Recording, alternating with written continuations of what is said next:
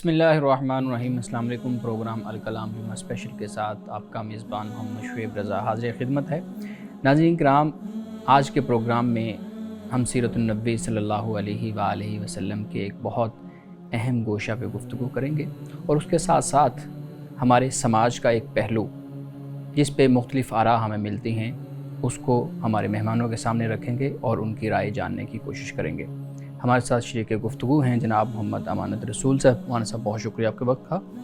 मेरी मुआवनत के लिए मौजूद हैं जनाब मैडम नूरीन साहिबा। Thank you so much ma'am.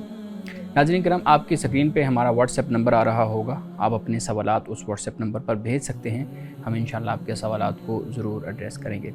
अमानत साहब, जुम्मा के दिन हम सीरतुन्नबी सल्लल्लाहु अलैहि वसल्लम का एक जो पहलू है उस पर गुफ्तगू करते हैं। हमारे नाज़रीन के लिए बताइएगा आज किस मौजू पे, किस पहलू पे गुफ्तगू करेंगे प्लीज़। बिस्मिल्लाहिर्रहमानिर्रहीम।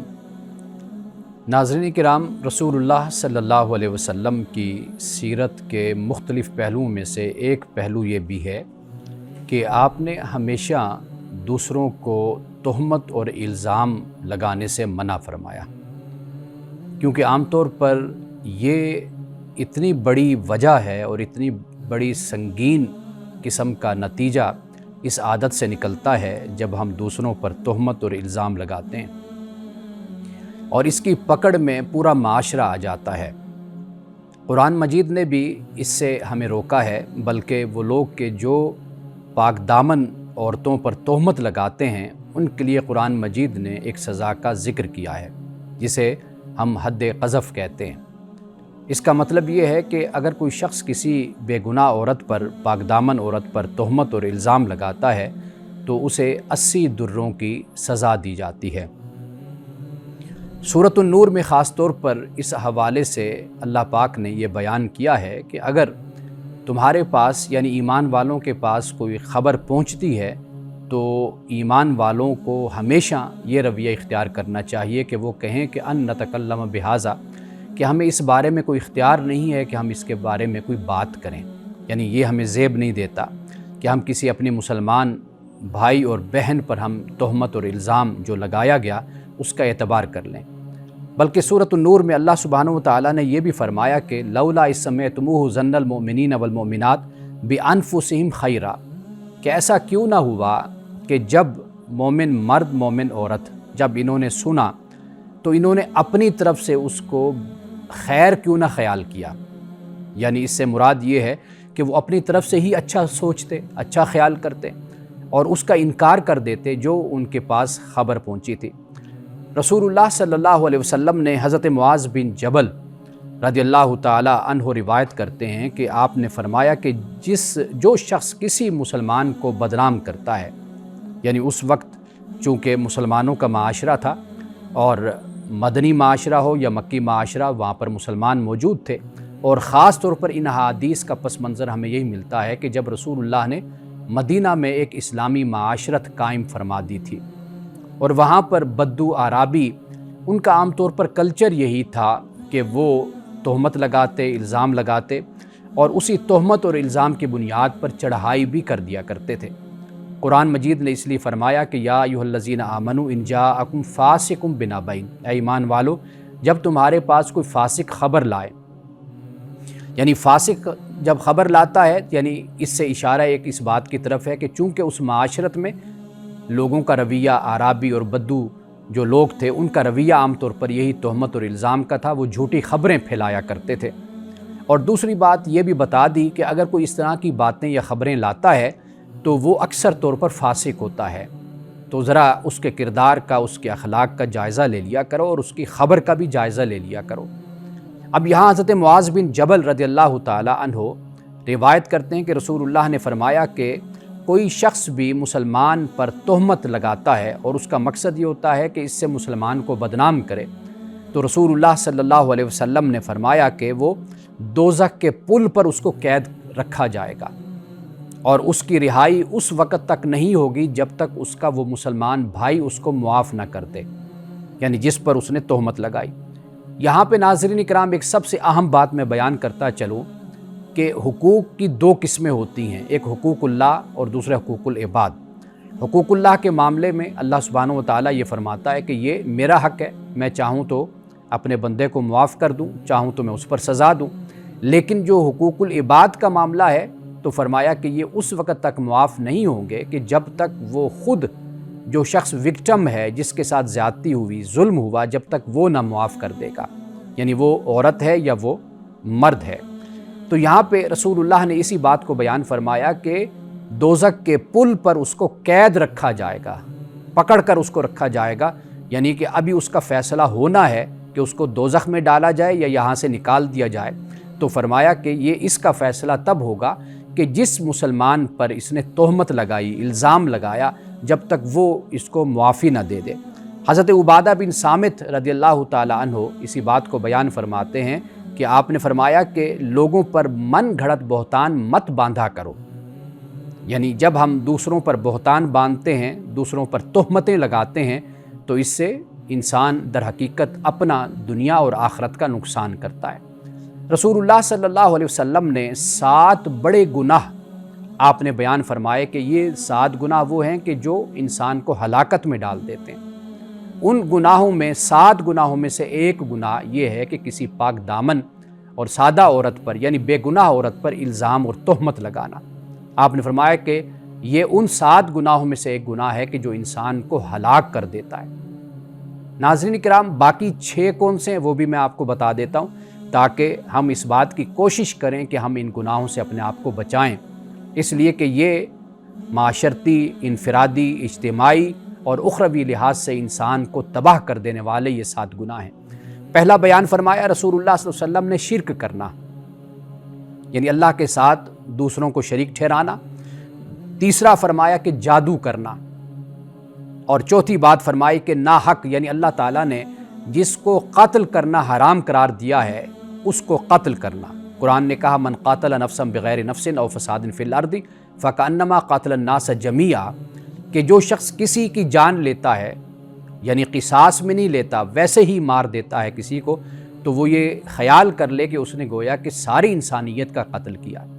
اور جو ایک زندگی کو حفاظت دیتا ہے، اس کا خیال رکھتا ہے، تو رسول اللہ نے قرآن مجید فرماتا ہے کہ اس نے گویا کہ ساری انسانیت کو زندگی دے دی۔ تو گویا ایک انسان کی جان کی اتنی زیادہ اور اتنی بڑی قیمت ہے۔ اور اس کے آگے رسول اللہ صلی اللہ علیہ وسلم نے فرمایا، آپ نے فرمایا کہ سود کھانا، یہ بھی اس میں شمار کیا کہ سود، اکل الربا، سود کھانا، سود لینا، فرمایا کہ یہ بھی ہلاک کر دینے والا گناہ ہے، برائی ہے۔ اور یتیم کا مال کھانا، اکل مال الیتیم، یتیم کا مال کھانا، رسول اللہ نے فرمایا کہ یہ بھی ہلاک کر دینے والا گناہ ہے، جرم ہے۔ اور پھر جو آخری بیان فرمایا، یعنی آخری تو وہ ہے جو میں نے آپ کو بتایا کہ پاک دامن عورت پر تہمت لگانا، لیکن آپ اسے چھٹا خیال کریں کہ رسول اللہ نے فرمایا کہ میدان جنگ سے پیٹھ پھیر دینے والے، فرمایا کہ یہ بھی ہلاک کر دینے والا گناہ ہے۔ تو حکمت عملی، اسٹریٹجی جو جنگ کی بنائی جاتی ہے وہ اپنی جگہ پر، لیکن ایک شخص بزدلی کی بنیاد پر میدان جنگ کو چھوڑ جاتا ہے تو رسول اللہ نے فرمایا کہ یہ بھی ہلاک کر دینے والا گناہ ہے۔ رسول اللہ نے تمام زندگی ہمیں اسی بات کی تلقین فرمائی ہے، اور قرآن مجید نے جہاں پر تہمت اور الزام کا ذکر کیا وہاں پر اللہ پاک نے یہ بھی بیان فرمایا کہ ان الذین یحبون ان تشیع الفاحشۃ فی الذین آمنوا لہم عذاب فی الدنیا والآخرہ۔ فرمایا کہ جو لوگ فاحشہ کو پھیلانا پسند کرتے ہیں ایمان والوں میں، یہ وہ لوگ ہیں کہ دنیا اور آخرت میں رسوائی ہے ان کے لیے۔ اب یہاں پر ذرا توجہ کیجئے، ذرا غور کیجئے، یہ جو فاحشہ کہا گیا تو یہاں پر فاحشہ سے مراد ایک تو وہ بے حیائی ہے، یہاں پر فاحشہ سے مراد یہی ہے کہ چوکوں پر بیٹھ کر اور اپنے ٹاک شوز میں بیٹھ کر، گھروں میں بیٹھ کر، سر عام پارکوں میں بیٹھ کر تبصرے کرنا، تہمتیں لگانا، الزام لگانا، ان لوگوں پر لگانا کہ جن کو ہم نے کبھی زندگی میں دیکھا بھی نہیں، ان کی ذاتی زندگی سے ہمیں کوئی واقفیت نہیں، اور ان سے ہم کبھی ملے نہیں، ہماری ملاقات نہیں ہوئی، صرف سنی سنائی باتیں، پروپیگنڈا اور سوشل میڈیا اور یہ سارا کچھ बस इसी पर एतबार करते हुए हम दुश्मनियाँ भी पालते हैं, हम अदावतें भी पालते हैं, बुग़्ज़ और कीना भी दिलों में रखते हैं और दूसरों पर फिर तोहमत और इल्ज़ाम भी लगाते हैं, और ज़र्रा भर हमारे दिलों में ये खौफ नहीं पैदा होता कि आज हम जो अमल कर रहे हैं ये किसी की खातिर कर रहे हैं, यानी किसी की मोहब्बत में ये सब कुछ कर रहे हैं और किसी की नफ़रत में कर रहे हैं। ये जो कुछ भी कर रहे हैं ये सब कुछ कल हमारे ही गले पड़ेगा, हमें ही खुदा को जवाब देना होगा। तो आज अगर हम इस बात पर गौर करें और सीरत रसूल सल्लल्लाहु अलैहि वसल्लम से कि इस गोशे से जो आज हमें तालीम और सबक मिलता है, नाज़रीन इकराम, वो सबक ये है कि हमें हमेशा एहतियात करनी चाहिए, परहेज़ करना चाहिए, और अपने किसी मुसलमान भाई पर, किसी बहन पर हमें इल्ज़ाम नहीं लगाना चाहिए, तोहमत नहीं लगानी चाहिए। आप ये देखिए कि सबसे पहले हम इंसान हैं और इंसान के बाद, इंसान होने के बाद फिर हम मुसलमान हैं। हम जिससे लड़ रहे हैं, जिस पर तोहमत और इल्ज़ाम लगा रहे हैं, वो हमारा मुसलमान भाई हो सकता है, वो अपना पाकिस्तानी भाई और बहन हो सकती है, वो एक इंसान हो सकता है। तो हमें हमेशा इस बारे में मुहतात रहना चाहिए कि ये लोग जिनकी खातिर हम मर रहे हैं, मिट रहे हैं, जिनकी खातिर हम ये सब तोहमत और इल्ज़ाम का कल्चर पैदा करते हैं, कल इन में से किसी ने भी खुदा की बारगाह में हमें छुड़ाना नहीं है, हमारी आज़ादी नहीं होगी। इनमें से किसी ने आगे बढ़कर हमें खुदा की बारगाह में सिफारिश करके आज़ादी नहीं दिलवानी।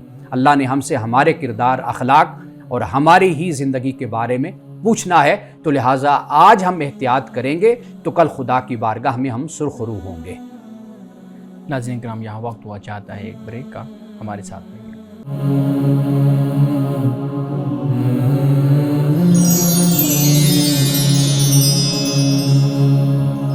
वेलकम बैक नाज़रीन। हमारे से बहुत शुक्रिया। सीरत नबी सल्लल्लाहु अलैहि वसल्लम का एक बहुत अहम पहलू, अगर हम अपनी ज़िंदगी को देखें, अपने आसपास के लोगों को देखें, समाज पे एक नज़र दौड़ाएं, तो मुझे लगता है कि ये जो आज जिस पहलू पे हमने बात की है, इसकी जो हमारे यहाँ शिद्दत है वो बहुत ज़्यादा है। यानी इस पहलू को हमारे यहाँ बिल्कुल ही नहीं देखा जाता। जैसे हम आज सोशल मीडिया के दौर में रह रहे हैं, हमारे पास हर एक के पास मोबाइल है, तो मोबाइल पे एक चीज़ आती है, एक मैसेज आता है, तो हम किसी के बारे में वो मैसेज होता है उसको शेयर कर देते हैं। किसी को कोई वीडियो होती है, चाहे वो फेक है, चाहे वो जैसी भी है, उसको हम बगैर सोचे समझे शेयर करना शुरू कर देते हैं, और फिर उस पर एक नहीं, दो नहीं, हज़ारों नहीं, लाखों व्यूज़ हम देखते हैं कि वो हमें मिलते हैं।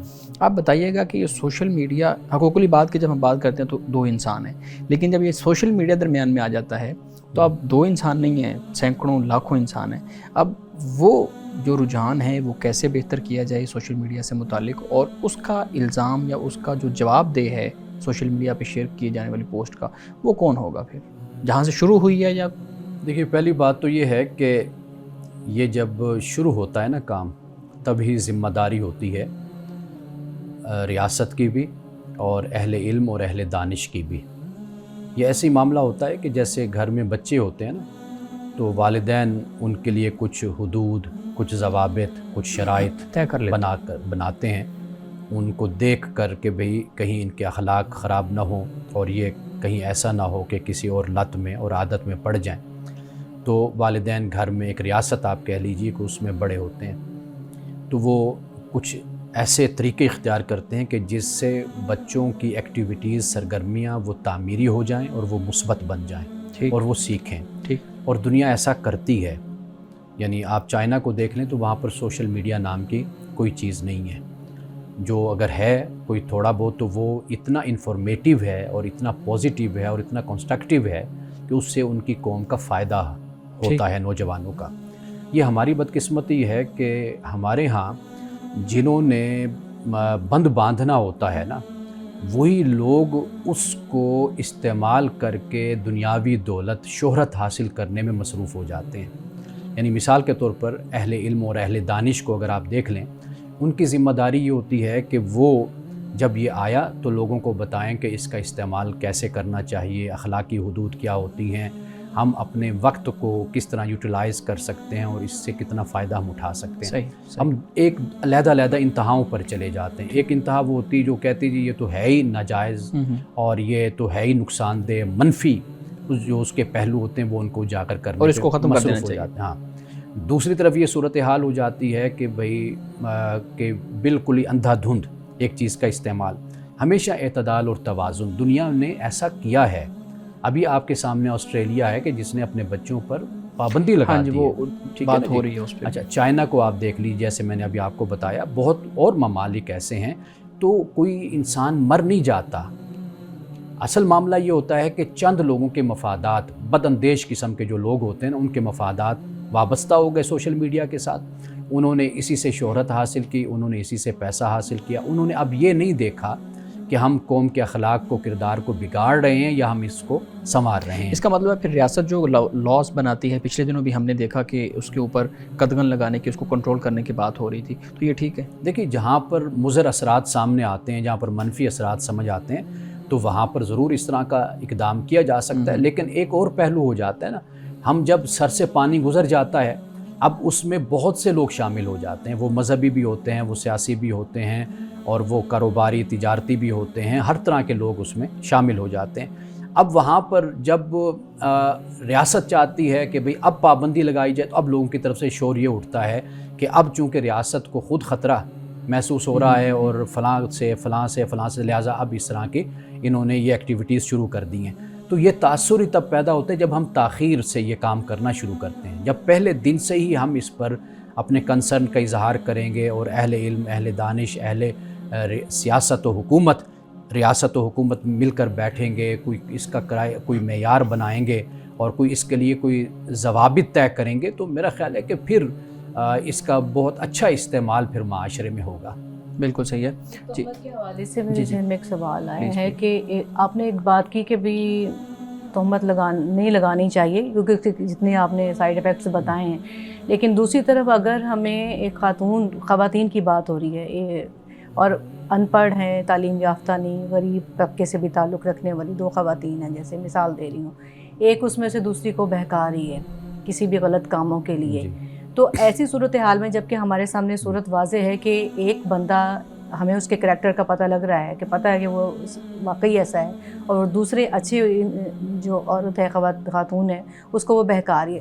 ایسے معاملے میں ہمیں اس خاتون سے الرٹ کرنے کے لیے کیا خبر کو کسی گروپ کی شکل میں، جس سے، کیونکہ وہ ایک ورکنگ کلاس سے تعلق رکھنے والی خاتون ہے، جی ٹھیک ہے، تو اس کے متعلق خبر بتانی چاہیے، پھیلانی چاہیے، تاکہ دوسرے بھی الرٹ ہوں اس حوالے سے. یہ بالکل مختلف پہلو ہے. یعنی تہمت تو ہے نا کہ جس میں کوئی حقیقت ہی نہیں ہے. جی ہاں. اچھا، اسی طرح آپ ایک اور مثال سے میں بات یہ سمجھاتا ہوں کہ جیسے غیبت ہے، بیک بائٹنگ ہے. اب آپ نے دیکھا کہ ایک لڑکے کا رشتہ آیا، اس لڑکے اور خاندان سے آپ کو واقفیت ہے، آپ جانتے ہیں کہ بھئی یہ لوگ اچھے نہیں ہیں.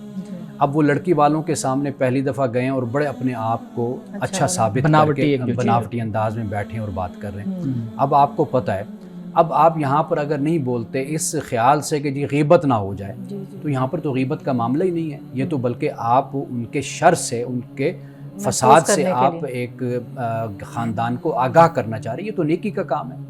اسی طرح جو آپ نے جس طرف اشارہ کیا، اگر ایک گروپ میں اس خاتون کے بارے میں یہ بتا دیا جائے کہ وہ یہاں پر آئی، ہمارے پاس اس نے کام کیا، ہمارا تجربہ ہے کہ اس نے ہمیں لوٹا ہے، ہماری غیر موجودگی میں ہماری چیزیں چرائی ہیں، یا اس نے جو بھی کردار اخلاقی حوالے سے، جیسے دوسروں کو بہکانا، پھسلانا، ان کو اخلاقی حوالے سے بھی کرپٹ کہہ لیجئے، اور کئی خرابیاں ہیں اس میں، تو اس سے آگاہ کرنا یہ تو کوئی تہمت نہیں ہے نا. یہ تو حقیقت حال ہے کہ جس سے آپ کو نقصان پہنچا. آپ یہ چاہتے ہیں کہ بھئی 10 لوگوں کو نقصان نہ پہنچا، اس سے لوگ واقف ہو جائیں، تو یہ تو جائز ہے. بالکل صحیح ہے. اچھا مولانا صاحب، آج جو جمعہ اسپیشل میں ہم ایک خاص موضوع پہ گفتگو کرتے ہوتے ہیں.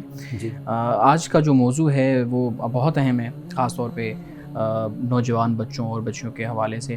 ہم دیکھتے ہیں کہ نوجوان بچے ہیں، بچیاں ہیں، وہ اپنی تعلیم کے لیے، اپنے کیریئر کے لیے جب لگے ہوتے ہیں، تو جو شادی والا عنصر ہے، جو نکاح والا جو ایک معاملہ ہے، اس کو پھر آہستہ آہستہ وہ یا خود بخود لیٹ ہوتا جاتا ہے، یا وہ خود اس میں تاخیری حربے اپنا رہے ہوتے ہیں، تاخیر کرنا چاہ رہے ہوتے ہیں. اس پہ ہم بات کریں گے. آپ بتائیے گا کہ ہمارے ہاں جو یہ والا معاملہ ہے، اگر اس کو مسئلہ کہیں تو پھر بھی میرے خیال میں تو کچھ لوگوں کے نزدیک تو یہ مسئلہ ہے ہی نہیں، اور کچھ لوگوں کے نزدیک یہ مسئلہ ہے. کچھ لوگ کہتے ہیں کہ یہ تو ایک ہیومن چوائس ہے کہ آپ کچھ بھی کر لیں. تو آپ بتائیے گا کہ واقعی ہی جو شادی میں تاخیر کا معاملہ ہے وہ کوئی ہمارے سماج کے لیے مسئلہ ہے، اور اس سے ہمارے سماج کو کیا نقصانات ہو سکتے ہیں یا فوائد ہو سکتے ہیں؟ دیکھیے پہلی بات تو یہ ہے کہ اگر ہم اسلام کی بات کریں نا، اسلام کو جو فکر مندی ہے اسلام کی، وہ ہے آپ کے کریکٹر اور کردار سے، اخلاق سے. یعنی اسلام یہ چاہتا ہے کہ انسان اخلاق میں، کردار میں طہارت اور پاکیزگی کی زندگی گزارے. یعنی اس کے جو ایکسٹرا میریٹل ریلیشن جو ان سے ہیں وہ نہیں ہونے چاہیے، کیونکہ یہ روحانی طور پر اور اخلاقی طور پر اور معاشرتی طور پر یہ تباہ کن ہے. ٹھیک، یہ اصل اسلام کا یہ نقطہ نظر ہے اور یہ پوائنٹ ہے جو ہمیں ذہن میں رکھنا چاہیے. اسلام ہماری پاکیزگی چاہتا ہے، تزکیہ نفس اسلام یہ چاہتا ہے. اب جہاں پہ یہ خرابی پیدا ہوتی ہے وہاں پر اسلام جو ہے وہ ہمیں سمجھاتا ہے، ہمیں روکتا ہے کہ بھئی یہ کام جو کر رہے ہو یہ غلط کام ہے، یہ نہیں کرنا. ٹھیک. ایک تو یہ بات ہوگی، یعنی اسلام کی جو تعلیم ہے نا وہ آفاقی تعلیم ہے، صحیح. وہ ہر زمانے کے لیے ہمیں اس چیز کو مد نظر رکھنا ہے. ایک بات. دوسری بات یہ ہے کہ جو ہمارے معاشرے کا مسئلہ ہے نا وہ ہے اصل جو مڈل کلاس طبقہ ہے، مڈل کلاس جو ہے اصل میں وہ بڑی مشکل میں ہیں. وہ اپنے بچوں کو، بچیوں کو تعلیم دلواتے ہیں اور بھاری تعلیم دلواتے ہیں، یعنی اپنا سب کچھ آپ کہہ لیجئے اپنی اولاد پر لگا دیتے ہیں. صحیح. اب معاملہ یہ ہوتا ہے کہ پاکستان میں ایک تو جاب، روزگار کا بہت بڑا مسئلہ پیدا ہو جاتا ہے. دوسرا یہ کہ جو بچے کالج میں، یونیورسٹی میں پڑھتے ہیں تو ان کا ذہن پھر اسی طرح ہی پروان چڑھتا ہے. بالکل صحیح. وہ اس پر کبھی تیار نہیں ہوتے کہ ہمارا سٹیٹس، ہماری کلاس، ہمارا طبقہ کیا ہے، کہ آیا کہ ہم کیا اس لیول کے ہیں، اس کلاس کے ہیں کہ ہم اپر کلاس میں جا سکیں یا وہاں سے کوئی رشتہ ہمارے لیے آئے اور ہم ایکسیپٹیبل ہوں. یہ ان کے لیے بہت بڑی مشکل پیدا ہو جاتی ہے. اپنی کلاس میں وہ رہنا نہیں چاہتے اور اپر کلاس ان کو قبول نہیں کرتی. صحیح. ان کے مڈل کلاس ہونے کی وجہ سے، ان کے متوسط طبقہ ہونے کی وجہ سے یہ سب سے بڑی مشکل، اگر آپ غور کریں گے نا آپ کو کئی بچوں اور بچیوں کی شادی نہ ہونے کی سب سے بڑی وجہ یہ نظر آئے گی. تعلیم ہے، سب کچھ ہے، لیکن خواہش یہ ہے کہ جس نے کالج یونیورسٹی میں دیکھا، لوگوں کو گاڑیوں پر آتے ہوئے دیکھا، لوگوں کو پیسوں کے ساتھ دیکھا، اب وہ ان کا ذہن وہی ہے، یعنی وہی لیول ان کا بن گیا، دوستیاں بن گئی، تعلقات بن گئی. اب ان کی ایکسپیکٹیشن یہ ہے کہ ہم اسی لیول میں ہی جائیں گے تو ہم ٹھیک رہیں گے، ورنہ نہیں. تو جہاں سے پھر مشکلات پیدا ہونا شروع ہو جاتی ہیں اور بچیوں کے اور بچوں کے انکار کرنے کی اکثر وجہ یہی ہوتی ہے. یعنی وہ اپنی زمین کو نہیں دیکھتے، وہ بلکہ یہ چاہتے ہیں کہ ہمیں کوئی اس یہاں سے اٹھا کر اوپر لے جائے. تو پاکستانی معاشرے میں ایسا ہوتا نہیں ہے. تو لہٰذا سب سے بڑی جو مشکل پیش آتی ہے نا وہ آتی ہے مڈل کلاس طبقے کو، کسی اور کو یعنی یہ پرابلم نہیں ہے. اس کے علاوہ میرے ذہن میں یہ ہے کہ آج کل جو اگر بریک کے بعد اسی سوال کو لے لیں تو وہ زیادہ اچھا ہے، کیونکہ بریک لینی ہمیں. ناظرین کرام یہاں وقت ہوا چاہتا ہے ایک بریک کا، ہمارے ساتھ رہیے.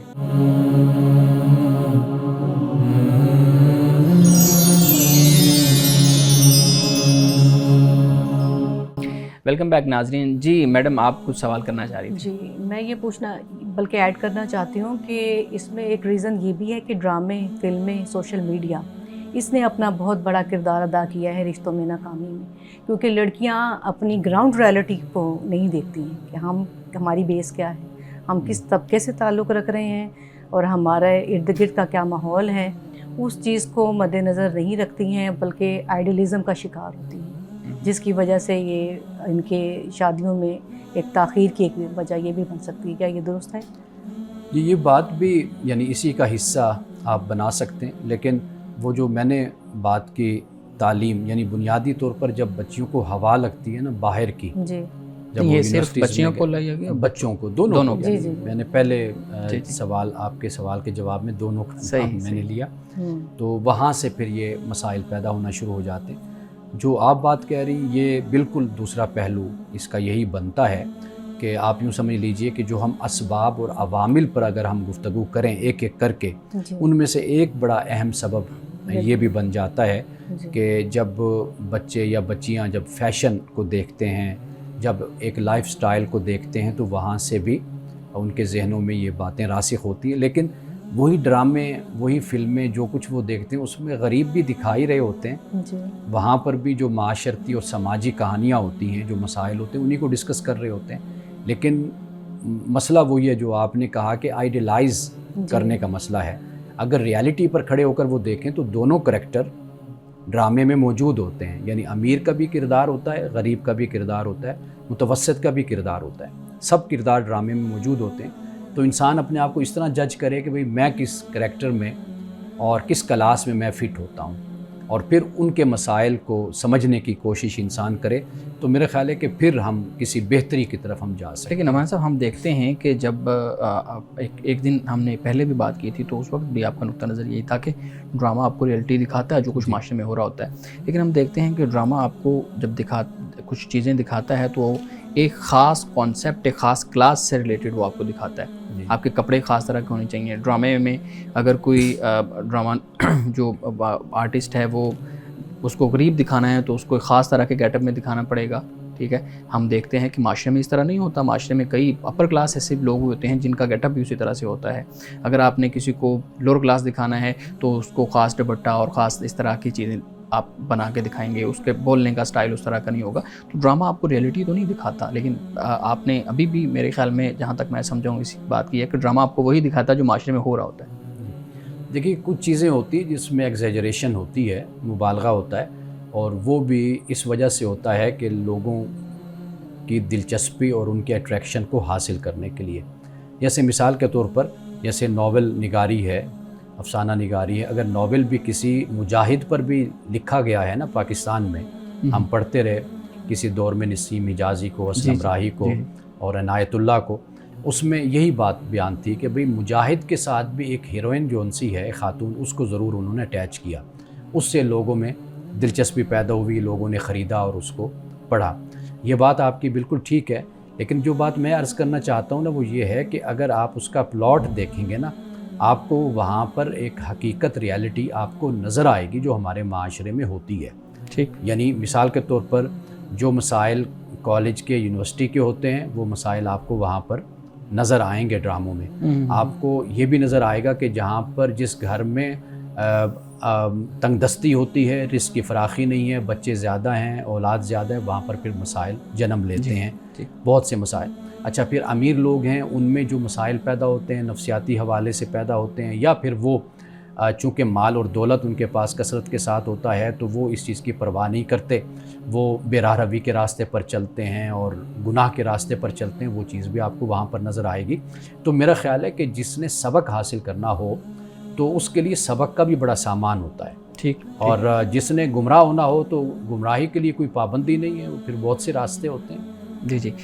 اچھا, ہاں جی, میں یہ بات بھی کرنا چاہتی ہوں کہ جہیز ہے اور ہم نے جو اتنے زیادہ شادی کے نام پہ فنکشنز کر لیے ہیں, اخراجات میں اضافہ کر لیا ہے, یہ بھی تو ایک کلیدی کردار ادا کر رہی ہے شادیوں میں کہ ہر بندہ رک کے سوچتا ہے کہ پہلے اتنا پیسہ اکٹھا کر لیں.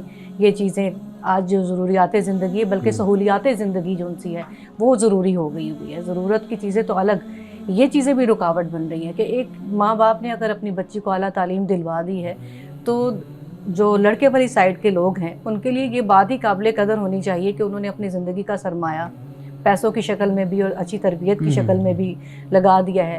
تو سوسائٹی میں ان دو رویوں کی, ایک تو یہ کہ جہیز جیسی لعنت ہے, جہیز اب اس جہیز میں نے کہا عام جہیز نہیں رہ گیا ہے, اب یہ لگزوریس آف لائف جو ان سی ہے وہ چیزیں شامل ہوگی اور وہ ضروری بنا دی گئی ہیں. یعنی اچھا, اب یہ جو معاملہ ہے نا, اب یہ ایک اور وجہ بھی واضح بات ہے کہ یہ بھی ایک بہت بڑا مسئلہ ہے شادیوں میں تاخیر ہونے کا. لیکن اگر آپ اس پر دیکھیں نا تو ایک اجتماعی طور پر تحریک کی ضرورت ہے, معاشرے کو اس کے بارے میں آگاہ کرنے کی ضرورت ہے. جیسے مثال کے طور پر مسجد کا پلیٹ فارم ہے, وہاں سے یہ آواز اٹھنی چاہیے, ممبر سے آواز اٹھے. اس کے علاوہ کالج, یونیورسٹی ہے, چینلز ہیں. مثال کے طور پر ہم پروگرام کر رہے ہیں تو ہمیں بھی لوگوں کو آگاہ کرنا چاہیے کہ یہ جو جہیز ہے, یہ دیکھیے اسلام نے اس پر نہ کوئی پابندی لگائی ہے کہ بھئی یہ نہیں دینا چاہیے, نہ اسلام نے یہ کہا ہے کہ ضرور دینا چاہیے. اصل معاملہ یہ ہے کہ اگر ماں باپ اپنی خوشی سے مثال کے طور پر ایک نئی زندگی کا آغاز کر رہے ہیں تو وہ اپنی خوشی سے کہتے ہیں کہ بھئی چلیں اتنی اماؤنٹ ہم ان کے لیے کر رہے ہیں, بجائے اس کے کچھ دینے یا کوئی بنیادی چیزیں, کچھ معاملات ہیں, تو وہ بڑی اچھی بات ہے. لیکن یہ ہے کہ ان چیزوں کو سوسائٹی کو آگاہ کرنے کی اصل ضرورت ہوتی ہے. یعنی آپ اس طرح کی تحریک چلائیں, آپ اس طرح کا کام کریں, ایسا کلچر پیدا کریں, ایسا چال چلن پیدا کریں معاشرے میں کہ لوگ اس بات کو سمجھیں کہ یہ کوئی ضروری نہیں ہے۔ اب معاملہ یہ ہے کہ خود والدین بھی، یعنی میں نے دیکھا ہے کہ ناک کا مسئلہ بنا لیتے ہیں نا کہ بھئی ہم نے تو ہر صورت میں اپنی بیٹی کو یا بیٹے کو، خاص طور پر بیٹی کو جو ہے جہیز دیا جاتا ہے، یہ تو ہم نے دینا ہی دینا ہے، کچھ بھی ہو جائے، اس سے ہمارے معاشرے میں ناک کٹے گی۔ شادی کی تقریبات اتنے بڑے بڑے اس میں جو شادی ہال مہنگے ترین ہالز میں منعقد کرتے ہیں، یعنی کہ یہ ایک بڑا لمبا چوڑا خرچہ ہوتا ہے۔ ہم نے، ہماری حکومت نے کئی مرتبہ پچھلے دہائیوں میں اگر ہم دیکھیں تو ون ڈش پارٹی، بلکہ ڈش بھی ختم کر دیا، اونلی ڈرنک بھی تھا کہ بھی صرف پانی دیا جائے۔ تو یہ تو ایک چیز کھانے پینے کے خرچے کو روک دیا، لیکن جو اب میرے اپنے دیکھنے میں آیا ہے کہ متوسط طبقے سے تعلق رکھنے والے افراد اپنی بیٹیوں کو دینے پہ مجبور ہیں، اور وہ کئی سال کمیٹیاں ڈالنے کی شکل میں، پیسوں کو جوڑنے کی یعنی مد میں کافی سال جو ہے، کافی عرصہ اس میں بیت جاتا ہے، اور پھر شادی جو ان سے وہ اس عمر 30 کو جا کے ان کا ایج گروپ بن جاتا ہے۔ تو یہی معاملہ ہے کہ بھئی جیسے ہم بیٹھے ہیں تو ہم لوگوں کو اس حوالے سے آگاہ کریں، لوگوں کو بتائیں کہ بھئی یہ ایک کوئی لازم اور فرض نہیں ہے آپ پر کہ آپ نے اس طرح خرچ کرنا ہے، آپ کو سادگی کے ساتھ بھی۔ اور ایک اور بات جو ہے وہ یاد رکھیے کہ معاشرے میں بہت سی شادیاں ہم نے ایسی بھی دیکھی ہیں کہ جو بہت سادگی کے ساتھ بھی کی گئی ہیں، یعنی نکاح ہو گیا، مسجد میں ہو گیا، کسی عام جگہ پہ گھر پہ ہو گیا، اس کے بعد ولیمہ جو ہے وہ لڑکے کے ذمے ہے، وہ اچھے طریقے سے سنت ہے وہ ادا ہو گیا، دوستوں کو بلا لیا گیا۔ تو جہاں پر اس طرح کے مسائل ہیں وہاں پر ہم یہ بھی دیکھتے ہیں کہ یہ آپ کے اختیار میں بھی ہے، بہرحال کہ آپ اگر چاہیں کہ سادگی اختیار کریں، لڑکے والے کے ساتھ یا لڑکی والوں کے ساتھ مل کر اگر کوئی اس طرح کا پلان بنا دیا جائے، تو اس طرح کے بھی خاندان اور اس طرح کی فیملیز ہیں کہ جو سادگی چاہتے ہیں، جو آسانی چاہتے ہیں۔ لیکن مسئلہ ہمارا یہ ہے کہ ہم چونکہ چلتے پانی میں ہم بھی بہتے ہیں ساتھ، تو اس کی وجہ سے یہ مشکلات پھر مزید ہمارے لیے بڑھ جاتی ہیں۔ ناظرین کرام، یہاں وقت ہوا چاہتا ہے ایک بریک کا، ہمارے ساتھ رہیے گا۔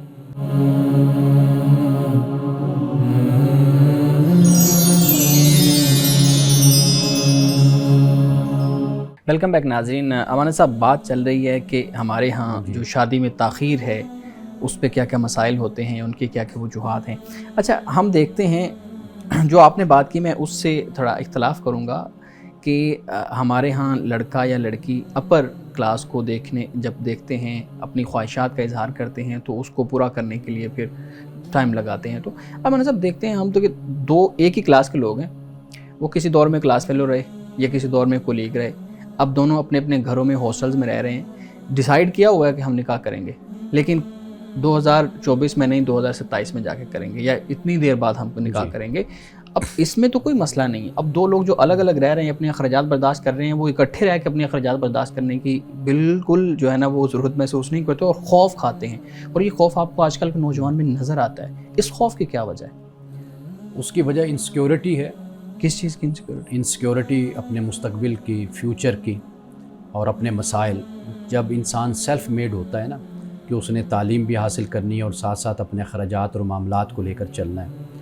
دنیا میں تو ہمیشہ یہی ہوتا ہے نا کہ ان کو اسٹیٹ جو ہے، ریاست ان کو سپورٹ کرتی ہے۔ مثال کے طور پر روزگار کا معاملہ، جب ایک شخص کو پتہ ہوتا ہے نا کہ بھئی میں تعلیم سے فارغ ہوا یا تعلیم کے دوران مجھے جاب مل جائے گی اور میں کسی جگہ پر کام شروع کر دوں گا، تو سب سے بڑا مسئلہ انسانی زندگی کا معاش ہوتا ہے، معیشت۔ یہ اگر بہتر ہو تو انسان پھر ایک بڑا اہم کردار بھی اپنے معاشرے میں ادا کرتا ہے اور بہت محنت بھی کرتا ہے۔ ہمارے ہاں صورتحال یہی ہوتی ہے کہ جب انسان تعلیم لے رہا ہے، یا تو یہ ہوتا ہے کہ والدین اگر اس کے سٹرونگ ہیں، مالی حوالے سے مضبوط ہیں، تو میں ذاتی طور پہ تو یہ ہمیشہ کہا بھی کرتا ہوں، اور نوجوان میری اس بات کو بڑی توجہ سے سن لیں جو میں اب یہ بات کہنے لگا ہوں۔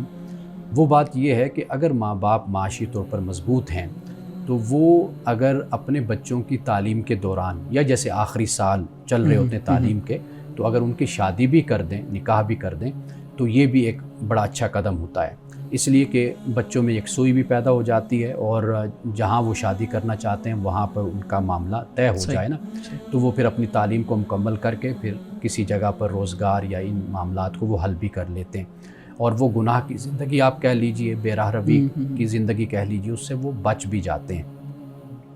تو یہ جو نوجوانوں میں جب تک ان کو ریاست کی طرف سے، معاشرے کی طرف سے، گھر کی طرف سے جب تک ان کو سپورٹ نہیں ہوتی، اس وقت تک یہ صورتحال رہے گی. اور یہ جو رویہ ہمارے ہاں پیدا ہوتا چلا جا رہا ہے نا کہ تاخیر سے شادی کرنے والا رویہ، اس کے جب آنے والے وقت میں جو نتائج پیدا ہوں گے نا وہ پھر بڑے ہی بھیانک قسم کے نتائج ہوں گے. ایک تو خاص طور پر جو ہمارے ہاں سوشل میڈیا، موبائل اور یہ جو چیزیں ہیں ان کا غلط استعمال، اس کا جو آنے والے وقت پر اثر ہوگا وہ بھی ہمیں نظر آئے گا. اسی طرح جو یہ تاخیر سے ہونے والی شادیاں ہیں، آنے والے وقت میں جو اس سے مسائل پیدا ہوں گے وہ بھی اتنے اچھے نتائج نہیں ہوں گے. تو لہٰذا ہم سب کو مل کر یہ جو مشکل ہے نا، یہ جو وقت ہے اور یہ جو مسئلہ ہے، اس کو حل کرنے کی ہمیں کوشش کرنی چاہیے اور اس پر سب کو فکر مند ہونا چاہیے.